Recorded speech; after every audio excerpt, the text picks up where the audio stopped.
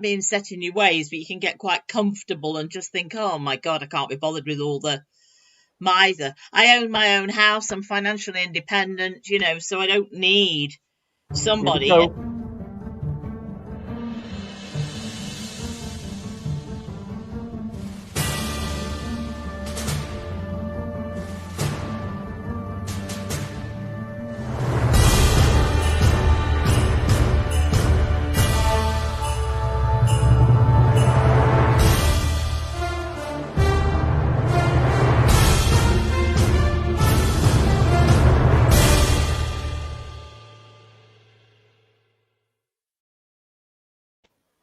Hello and good evening, and thank you very much.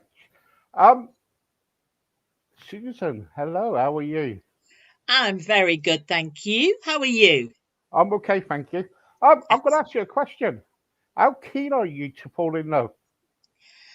Me, I'm quite sorted really. So for me, I'm a bit more of a pragmatist. I don't mind if somebody nice rocks up again, and I've been single quite a long time.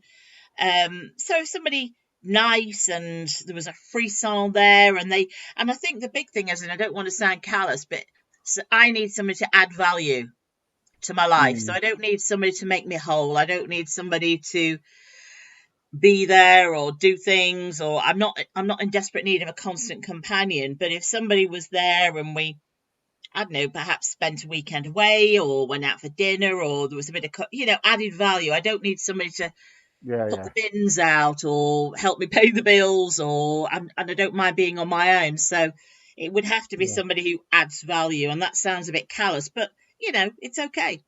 yeah, yeah. And and really, that's what we're going to talk about tonight, isn't it? Really, For sure, for sure. you know, the trouble with me, and so many people. The trouble is, we're so kind of like when we meet our first partner, we fall in love. Then all of a sudden, we're so keen on it, like really keen. We get in love, I remember when I fell in love the first time, I was phoning her up, and saying to her, hello, hello, and she probably got so fed up with me, and I was so keen going around her house and everything, chucking stones up to her window to wake her up around about 12 o'clock at night, which she didn't like. But we all do things, and and sometimes with that, you know, are we keen enough? Are we over keen or are we not? I think what you're talking about there is something that is more about the person who is doing the overactions, the throwing Yeah. the stones, and you are about the relationship itself. Because what happens is there's something called transference, where we all do it. We have an idea in our head, and we have all that love to give, and we're a nice person, and we see somebody else, and we imagine what is going on with them. We imagine what they're like. We transfer onto them all Mm, these wonderful qualities that we assume, presume, guess that they have within them. mm, And this is why people sort of fall in love, and part of it is sexual attraction, part of it is maybe chemistry, but we're really keen to have that person in our lives. We're looking for our special other. And mm, that's the thing, when we start to get to know them and we realize that I don't know, they've got smelly feet, or they make a noise when they're chewing, or they have habits that we don't like, or whatever it might be, then we gradually start to think, oh, this person isn't, we see them snapping at the mother or whatever it mm, might be, and we think this isn't quite a very nice person anymore. We don't, and there's little things that irritate, that we don't like, that we mm, withdraw from, and that's a reality. So that's the difference between the emotional allure, the pull, the magnetism, the desire that we have, and the actual reality, and reality tones it down, as indeed once we get in a long-term relationship, those other things that crop up too. So the whole thing about having children, focusing on a career, being worried about paying the mortgage, or life can get in the way, and so there's a whole myriad of things that compound those emotions. yeah, yeah. Trouble is, so when you're in love, when you fall in love, you're kind of like so fascinated for that person, that you kind of that's it, and it's okay for around about the first 6 months, okay. Then Yeah. it's like you get married, say, then it's like, oh my goodness, But you it's see, some people would say, and I agree actually, that what you're talking about initially is not love. The proper love is where you're some way down the line and you don't mind that somebody makes a noise when they're chewing, or you understand that they're stressed, so they're a bit snappy or whatever. mm, And real love is the one that has the depth to it, the understanding, the tolerance of each other, the patience, the mm, commitment to each other. That's where the love comes in. The other stuff is attraction, it's chemistry, it's sex, it's magnetism, it's loneliness, mm, perhaps. There can be a lot of things that get piled into that pot that, yeah. and it's quite nice to be in that place. It's quite nice to have somebody who is perhaps throwing stones at your window or texting you a lot of times, and you actually feel attractive and positive and good about yourself and desirable, all things that are really nice to have. Now I did climb up a drain pipe once, but that's another story. Uh, but no, but what I'm getting at is like when we do fall in love, though, and after a while, it's like what do they call it? It's like they call it it's like being married, isn't it? It's like The honeymoon period. What's the honeymoon yeah, period? yeah, Yeah, yeah. In a relationship, it's like the honeymoon period, isn't it? yeah, yeah. And it all dies down. And then next minute, you kind of like you're thinking, oh my god, did I marry her? Things like that, or whatever. But no, but it does happen though sometimes, though, doesn't it? For sure. But I also think that when we're too keen to fall in love, I think the very things that attract us can ultimately turn us off. So I'll say supposing I have a partner who is incredibly formal. So dresses formally, his idea of casual might be a blazer and grey flannels. He might, like to go out for smart dinners and theatre and opera and stuff like that. And I might think I might think that's glamorous. I might think that's quite sophisticated. I might think that's grown up, and those things might attract me.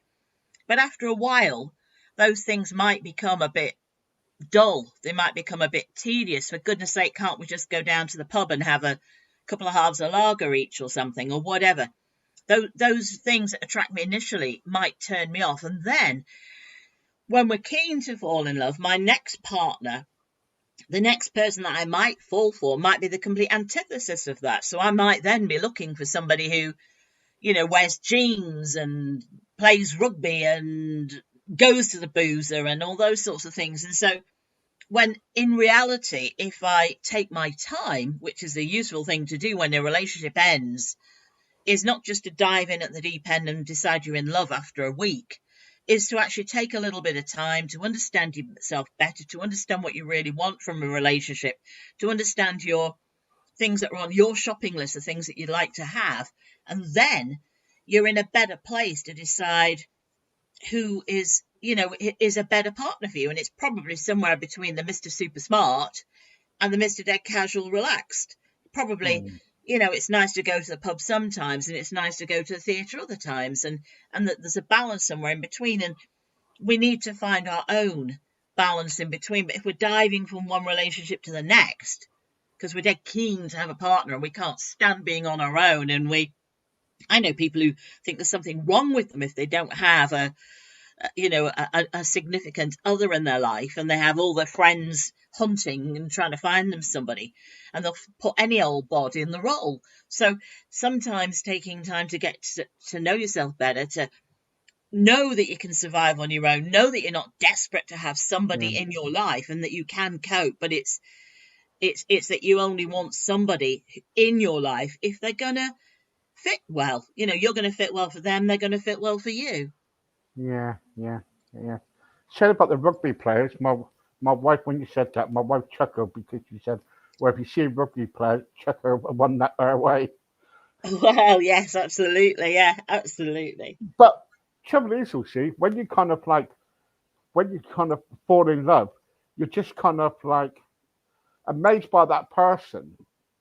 Like I'm lucky, right? Because what happens with me is like every morning I wake up with my wife. When I go to bed, I go to sleep with my wife. and I say good night and things like that. Then I wake up in the morning and I go, "Isn't you so beautiful?"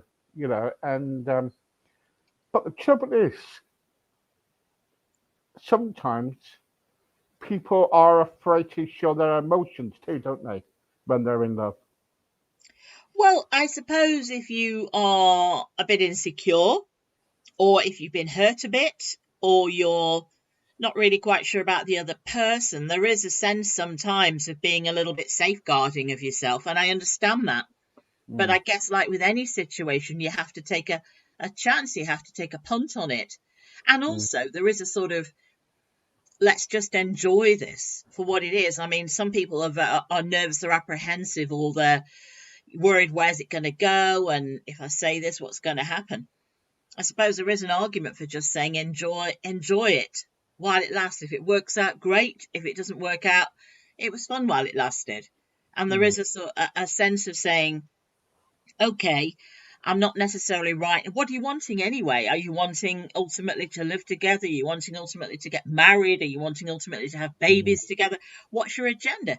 And if you're just saying, okay, this is good, met somebody, we get on well, we seem to enjoy similar things, we're getting to know each other, let's enjoy the journey, let's enjoy our time together. And if it does go somewhere, wherever somewhere might be, then that's okay. I remember having a friend who any time a relationship got 6 months in, if the guy didn't want to take it further, i.e. marriage or get engaged or something, she would finish it. And I said, why? What's the point? And for her, she said that because for her there was a sort of like a probationary period, and if it was going to be serious, we'd go to the next stage. And I said, well, if you finish with that person, are you going to be on your own and then be miserable because you're on your own? If you're enjoying each other's company and it's good fun, and you're compatible and you have similar tastes, and it fits your lifestyle, why be necessarily looking for something more or something else? And it depends what each person's after. If you're just enjoying it, then that's okay, and there's no need to be planning or worrying about speaking mm. up or whatever, just being comfortable about being yourself, and, Mm. and building your own confidence with that. But don't you think people they get into relationships, especially if they've been into a relationship before, and they rush into another relationship because they don't want to be on their own, Mm. and they're just filling a gap, and anything could happen, and so they get into that relationship, and all of a sudden, again, that relationship ends, and you're thinking, well, what's wrong with me? Or the other person saying, what's wrong with me? For sure.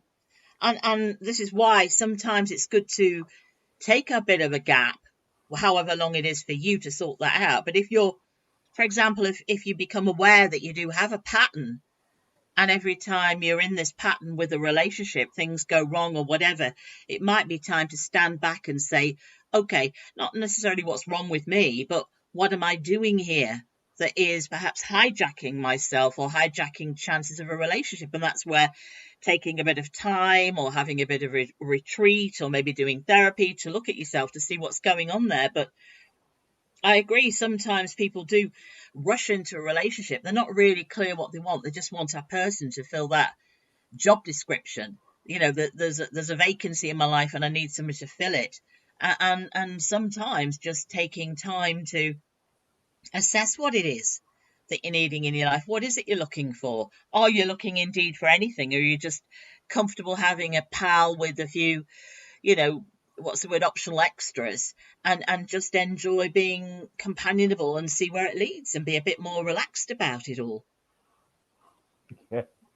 I was sorry, I was just reading something, and while listening to you, and I was reading an article, and it was really interesting.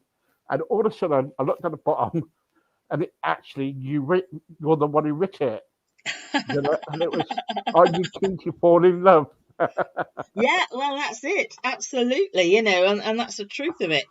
Being Getting to know ourselves well and getting to know what makes us tick, what we want, what we don't want. And as we go along in life, we become more and more aware of the things that we don't want.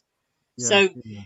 but it's about not being too rigid about that too, because certainly it can be that sometimes we make a compromise, and that's not a bad thing either. Getting out of our comfort zone and perhaps meeting somebody who perhaps doesn't necessarily tick all the boxes, but enjoying maybe doing different things, going to different places, trying different things we might not normally consider. And that can be a good thing to do, even if the relationship doesn't last forever. That's okay. Sometimes just meeting somebody different who challenges a little bit or introduces us to new things, that can be really important to do as well. What do you say about people who fall in love easily? Well, it again, there's no Can good or that bad. be damaging though? Well, I think if you I would wonder what that is. I would be saying, okay, what is this? I mean, falling in love, or are you falling in infatuation? Mm, Infatuation is where you have the romance of the, yeah. Yeah. you know, the novel, out of the books, the romance fiction thing, where you're Yeah. you're you're in love with the idea of being in love, and so you're sort of thinking about making fairy cakes and putting roses round the pillow and being there greeting them and all the rest of it. And I remember having a client way back in the day who she'd been with her partner for about 7 or 8 years, and he had not once ever seen her without full makeup on and her hair done and everything. And she kept that going. And goodness me, I don't know how she managed it, because she'd have to go to bed after him and get up before him in the morning to make sure she was super smart. But that for her was keeping that Mm, agenda going. mm, And the problem with doing anything like that, where you're really keen to fall in love, is you're building a relationship on fantasy. You're building a relationship on a romance handbook. And how do you get to know each other properly? How do you get, mm. the days when you just put your tracky bottoms on and your hair might be dirty and you're just saying, oh, for goodness sake, and let's just sit and watch TV and eat chips all day? And sometimes that's okay too, but it depends on whether or not you're comfortable with somebody. And I think reality has to be about the good and the bad, and the times when you come home and you're stressed and you're low and you're flat and somebody's being horrid to you, and then the traffic was bad and you couldn't get the shopping, and you come home in a lousy mood and your partner's there and understands. And that for me is the depth of a relationship. It's not just the romance and the flowers. Yeah. Yeah. That's the trouble though, isn't it? It's kind of like, a lot of people, I used to be like that. I used to fall in love easily. But it's the trouble is you fall in love easily, but that person might not fall in love, not feel the same. That person Yeah, might not feel the same about you. for sure. And that means that there hasn't been any proper communication. Because if one person's imagining all sorts of things about a relationship and the other person has no clue and it's nothing like that for them, then where's the talking? Where's the sharing? Where's the discovery? Where's the Mm, getting to know each other properly? Because it means that one person has got an idea of what's going on in the relationship, but the other person isn't sharing or talking or discussing or saying, how they really feel. And sometimes we need to actually think about this. This is a two-way exchange. If we're going to grow, it might be okay if we just want somebody to have fun with and enjoy a weekends and a night or two a week perhaps and stuff like that. That's absolutely fine. I'm not criticizing that at all. But I'm saying if we're talking about proper love and depth and emotional content, then there has to be somebody there on the bad days, somebody there when we're feeling low, somebody there when our dog dies, somebody there when the car gets a flat or whatever, or our paycheck is late, or our mother's not well, or something. yeah, Somebody yeah, who's there yeah, who understands, and it's not. Yeah, we might just have a relationship just for the good times, and that's okay. But that appreciate it for what it is, and yeah, know it for what it is, and be honest with yourself. yeah. I know a couple. I know a couple who they're not in a relationship, but they just lived together because they were so afraid to be lonely, Hmm. and they are friends, and but they live together. So that's like a And house share. That's like a house share with a mate, then, isn't it? well, yeah, well, it's two old couples, so Yeah. it's they, and yeah, yeah, yeah. So. And I can't see nothing wrong in that. And I said to him the other day, I said, so joking around with them, I said, well, and no love here then? And they said, oh yeah, I love her, she loves me, but we're not in a relationship, we're just Yeah, friends. yeah. And You there's know, different kinds of love. There's different kinds of love, and you might love your brother or sister, or I don't know, your next door neighbor, or your best friend or something. You may love them, but not in that way. And mm, so that's okay. You care about them. You wouldn't wish them harm. You would see them right. You would do them a favor. You'd put yourself out for them. That is a very special kind of love too. And none of us really are in a position where we can judge somebody else's relationship. If, no, if, if it's working for them and it's not abusive and both people are consenting adults, are both happy with what they're getting out of the relationship, then that's all well and good. It's what works for you, and but just being clear with yourself about what you're investing in, because it's when one person wants more, or when one person wants something that the other person's not able to give, or where one person has a wrong idea of what the relationship is about. And it's trusting your gut and being aware of what's going on and being honest with yourself and hopefully honest with the other person too.